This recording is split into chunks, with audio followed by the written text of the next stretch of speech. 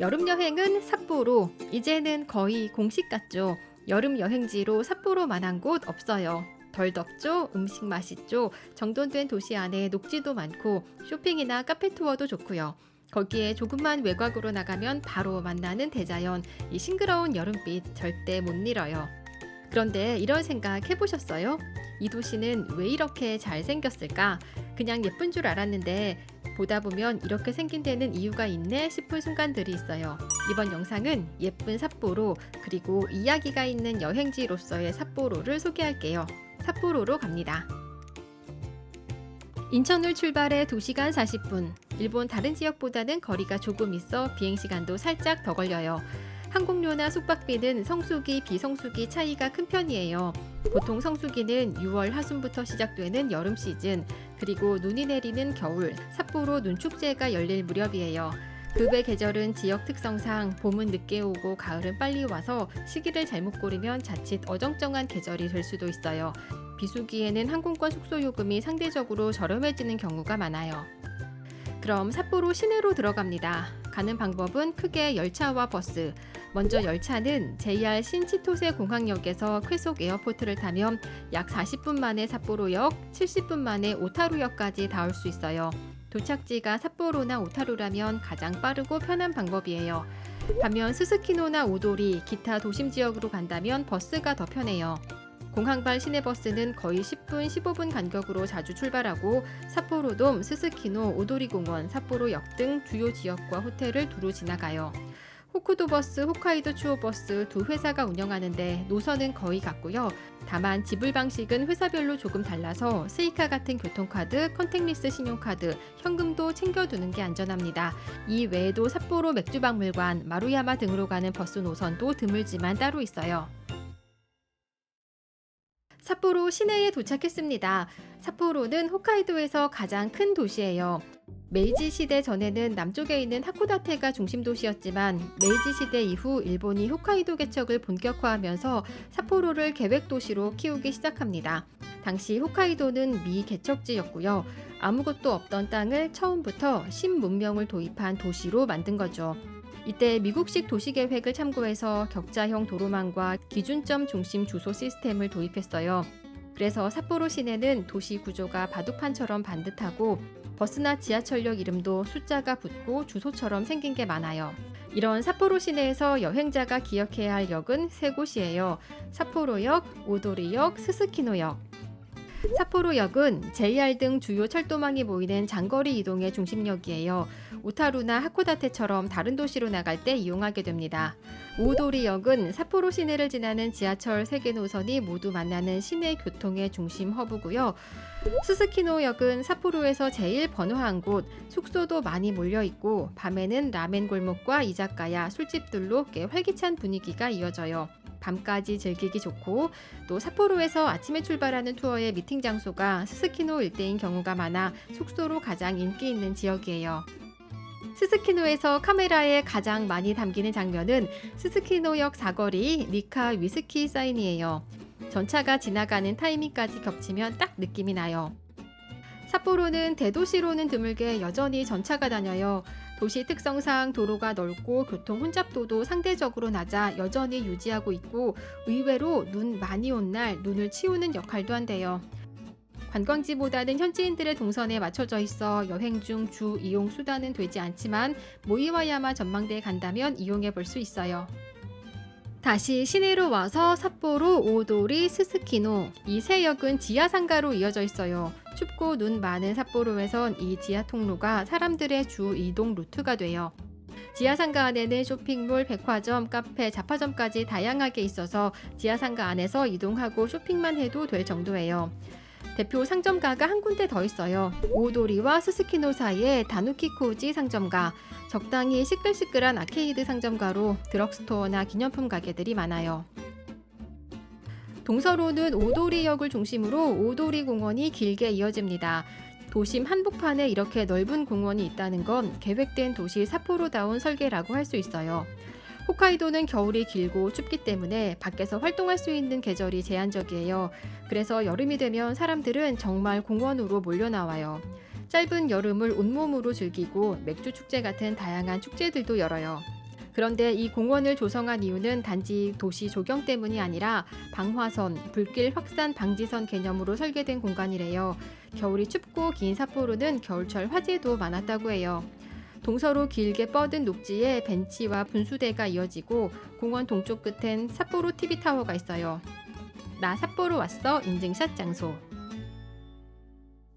그럼 오도리 공원 주변 명소들을 둘러봅니다. 먼저 홋카이도 구 본청사. 1888년 미국식 네오바로크 양식으로 지어진 붉은 벽돌 건물.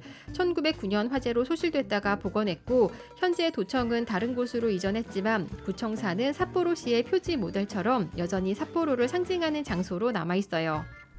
삿포로 시계탑. 구 본청사에서 멀지 않은 곳에 삿포로 시계탑이 보여요. 1878년에 지은 건물로 지금의 홋카이도 대학 전시는 삿포로 농학교 부속 건물이었어요. 미국 중서부 목조 건물 양식을 참고했고 시계 장치는 미국에서 수입한 거예요. 이제 와서 보면 소박하지만 소박함 뒤로 삿포로라는 도시의 시작과 서양식 교육, 도시 계획의 상징 같은 곳이죠. 홋카이도 대학. 그렇다면 서양식 교육을 도입한 그 본체 홋카이도 대학으로 가볼까요? 1876년 삿포로 농학교로 출발했습니다. 소년이여 야망을 가져라 라는 말을 담긴 윌리엄 스미스 클라크 박사가 초대 청장이었어요. 농학교라고 해서 농업기술학교를 생각할 수 있는데 그보다는 영어, 토목, 건축, 식품과학 등 다방면으로 홋카이도를 개척할 인재들을 키우는 학교가 목표였어요. 일본 최초로 영어 수업을 도입하고 기숙사 중심의 미국식 교육 모델을 도입한 혁신적인 학교로 당시 개척과 자유로운 학풍은 지금도 상징처럼 남아있어요. 클래식한 건물과 자연이 어우러진 예쁜 캠퍼스 분위기 덕분에 관광객들도 많이 찾아요. 소년이여 야망을 가져라. 이 말은 클라크 박사가 삿포로를 떠나며 남긴 말이래요. 다시 오도리 공원 쪽에서 서쪽 지역으로 가보겠습니다. 이쪽은 근대 삿포로의 레트로 건축들이 이어집니다.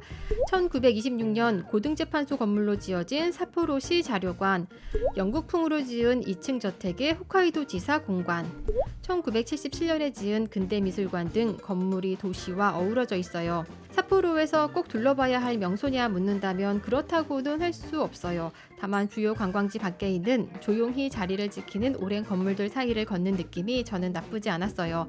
또 건물과 어우러진 풍부한 녹지, 그 도시의 분위기가 참 좋더라고요. 오도리 공원 동쪽은 작은 천 소실가와가 흘러요. 양쪽으로 산책로가 잘 정비돼 있고 바로 근처에 니조 시장도 있어서 아침에 가볍게 들르기 좋은 동선이에요. 니조 시장은 홋카이도의 해산물과 식재료를 파는 전통 시장으로 오전 일찍 문을 열고 오후 일찍 문 닫는 경우가 많아 모닝 스시하기 좋은 장소예요. 중심부에서 마지막으로 소개할 곳은 JR타워. 삿포로역 위에 올라선 스텔라 플레이스 건물, 그 꼭대기인 38층에 위치한 전망대예요. 높이가 엄청난 건 아니지만 삿포로 시내를 가장 안정적으로 내려다볼 수 있는 곳이고 입장료도 부담 없어서 가볍게 들르기 좋아요.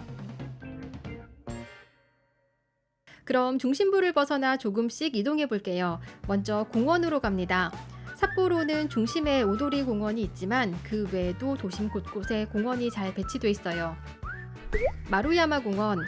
삿포로 서쪽 마루야마산 가까이 자리한 이 공원은 숲이 깊고 공원 안에는 동물원과 신궁도 함께 있어요. 주변 일대는 삿포로의 대표적인 부촌이고 주택가와 이어진 길엔 작고 예쁜 카페들도 많아서 관광지라기보다 좋은 동네를 산책하는 느낌에 가까워요.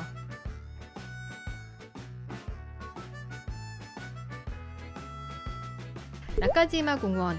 스스키노 남쪽에 있는 나카지마 공원은 전통적인 일본식 공원 구성을 갖고 있어요. 큰 연못을 중심으로 길이 나 있고 안에는 콘서트홀, 문학관 같은 문화시설도 함께 있어 산책뿐 아니라 공연, 전시 등으로 찾는 현지인들도 많아요.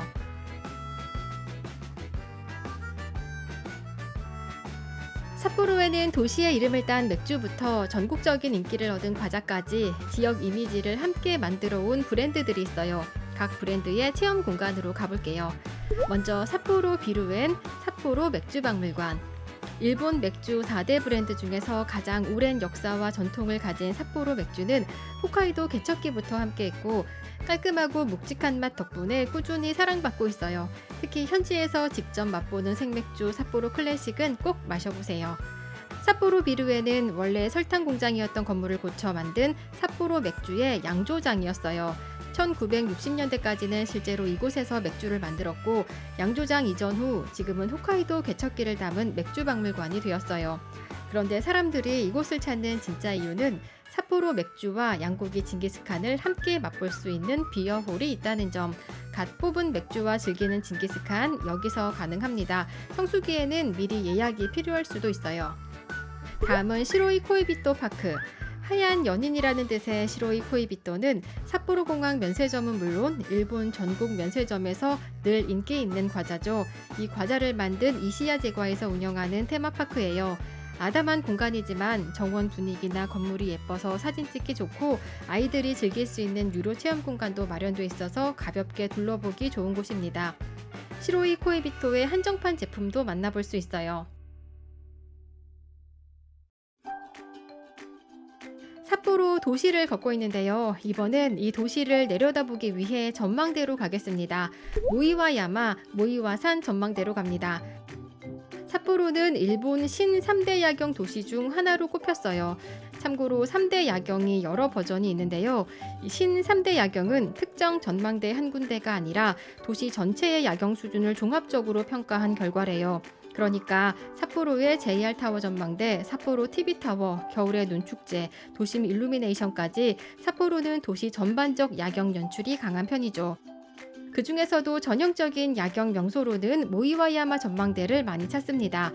가장 보편적인 방법은 노면 전차를 타고 로프웨이 입구까지 간 뒤 거기서 로프웨이, 미니 케이블카를 타고 올라가는 거예요. 혹은 미니 케이블카 탑승 지점까지 자동차로 이동하고 그곳에서 미니 케이블카를 타고 정상까지 가는 방법도 있어요. 렌터카 여행자라면 이 루트도 참고할 만합니다. 단 중간 지점까지 가는 도로는 유료라 통행료가 있고요. 그리고 하나 더, 홋카이도에서 곰 나온다는 뉴스 보셨죠? 실제로 여기에도 곰 주의 안내판이 있더라고요. 경치 좋다고 차 세우고 아무데나 내리지는 마시고 안전하게 이동하는 걸 추천해요.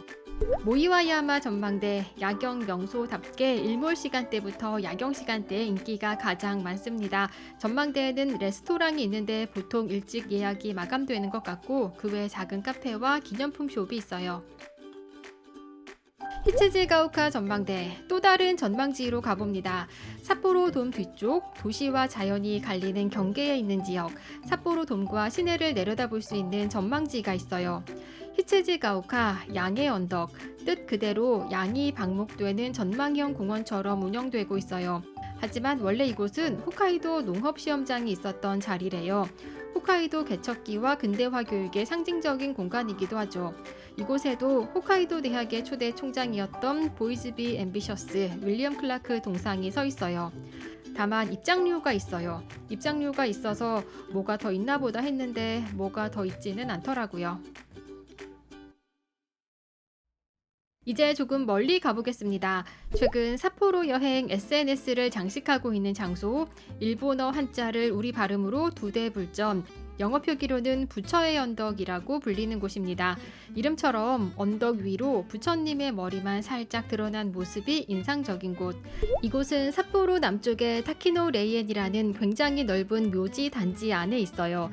원래는 탁 트인 평지 한가운데 높이 13.5m의 큰 불상이 놓여 있었는데요. 어딘가 외롭게 서 있는 모습에 돔 형태의 건축물을 씌워주는 프로젝트가 진행됐습니다. 그 프로젝트를 안도 타다오가 맡아 화제가 되었죠. 안도 타다오는 일본을 대표하는 건축가로 콘크리트를 드러내는 양식으로 유명한데 그 안에 빛과 물, 자연을 조화시키는 방식이 독창적이에요. 그래서 미술관, 전시관, 종교적 공간 등에 특히 빛을 발합니다. 이 두대불전도 그런 철학이 반영된 대표작 중 하나예요.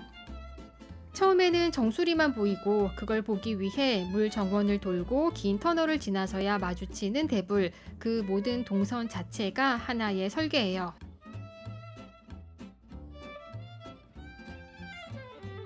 타키노 레이에는 부처님 외에도 독특한 조형물로 유명한 곳이에요. 대형 불상보다 먼저 이곳에 자리하고 있었던 원주민 모아이상, 원래 이스터섬의 모아이상이 왜 삿포로의 묘지에 있지 싶을 만큼 이질적인데요. 그 의외성이 오히려 이 공간을 기억에 남게 하는 것 같아요. 시내에서 거리가 멀기는 하지만 대중교통으로 쉽게 갈 수 있고 렌터카를 이용하는 날 다녀와도 좋습니다. 두대불전에 가기 전에 만나는 공원 소개할게요. 삿포로 예술의 숲. 숲길 사이사이에 현대 조각작품이 전시돼 있어서 가볍게 산책하듯 예술을 즐길 수 있는 공간이에요.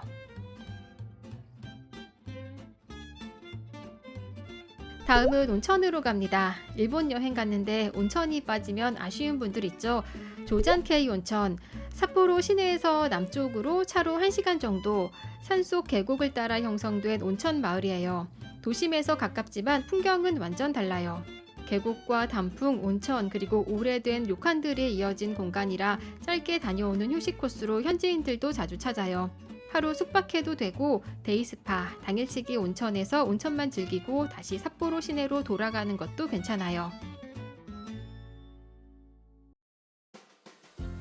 삿포로 시내에서 정리한 스팟은 여기까지입니다. 이제부터는 삿포로 음식을 짚고 넘어갈게요. 삿포로 홋카이도는 일본에서도 미식 여행지로 유명하고 일본 본토와 발달한 음식이 조금 달라서 알고 가면 좋은 것들이 있거든요. 먼저 홋카이도는 지리적 여건이 워낙 달라요.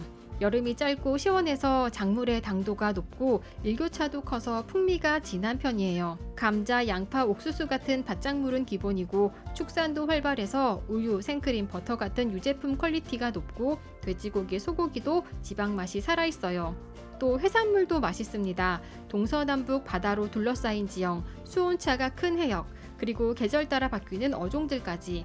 일본에서도 어획량이 가장 많은 지역이에요.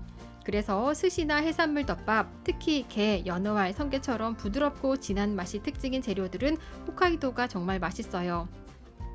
지역 음식도 발달했어요. 미소라멘, 주로 간장이나 소금으로 간을 하는 본토와는 달리 추운 지방에 맞춰 탄생한 진하고 묵직한 스타일의 라멘이에요. 스프 카레, 카레 역시 뜨끈하게 국처럼 즐겨요. 특히 신선한 홋카이도 식재료와 어우러지는 재료 맛이 핵심이에요. 징기스칸, 양고기 구이 요리인데요. 홋카이도는 개척기 시절 정부 주도로 양사육 정책을 피며 양고기를 일상적으로 먹는 드문 지역이 되었대요. 부타동, 돼지고기 덮밥이라는 뜻인데 밥에 돼지고기를 얹은 돼지고기 덮밥 자체는 일본 전국에 있지만 부타동이라는 이름이 대표 음식이 된 건 홋카이도가 유일해요. 저는 홋카이도 음식을 워낙 좋아해서 갈 때마다 신선한 해산물 듬뿍 먹고 스프카레 부타동 재료는 사와서 한국에서도 두고두고 해먹어요. 이번 영상에서는 삿포로에 대해 알아봤지만 사실 삿포로 자체는 도시가 크지 않고 조금만 외곽으로 나가면 대자연의 이색적인 관광지가 많아서 일정 안에서 삿포로 시내와 주변 관광지를 나눠서 여행하는 게 좋아요. 오타루, 삿포로에서 특급 열차 타고 40분이면 갈 수 있는 러브레터 운하의 도시 오타루도 꼭 다녀오세요. 오타루에 대한 정보는 이 영상으로 준비해뒀고요. BA 후라노, 삿포로에서 다소 떨어진 홋카이도 중부 지역에 있는 도시예요. 두 곳 모두 자연 풍경이 워낙 아름다워서 여름철 홋카이도 여행의 꽃이라고 불릴 만큼 인기가 많습니다. BA는 넓은 농지에 작물들이 패치워크처럼 펼쳐진 언덕 풍경이 유명해요. 이 풍경을 따라 패치워크 로드라 불리는 길이 있고 그 주변에는 예쁜 나무들이 명소처럼 자리 잡고 있어요. 후라노는 라벤더로 유명한 지역이에요. 특히 팜토미타는 7월 라벤더 시즌에 꼭 들르는 대표 명소고 그 외에도 와이너리, 치즈공방, 닝구루 테라스 같은 감성적인 공간이 많아서 렌터카 여행에 잘 어울립니다. 그리고 이 지역에서 빼놓을 수 없는 곳이 푸른 물빛으로 유명한 청해 연못과 흰수염 폭포예요. 화산 지형의 미네랄이 물빛을 파랗게 만들면서 마치 그림처럼 신비로운 풍경이 펼쳐져요. 삿포로 시내에서 거리가 있고 또 명소들이 떨어져 있어서 렌터카로 이동하는 게 좋고요. 운전이 힘들다면 편하게 투어 상품으로 다녀오는 것이 좋습니다. 투어 정보는 아래 더보기에 남겨놓을게요. BA 후라노 지역에 대한 더 많은 정보는 홋카이도를 전체적으로 다룬 이 영상을 참고해주세요. 오늘 준비한 삿포로 여행은 여기까지입니다. 오늘도 시청해주셔서 감사합니다. 삿포로 여행 준비하시는 분들 재미있게 다녀오세요.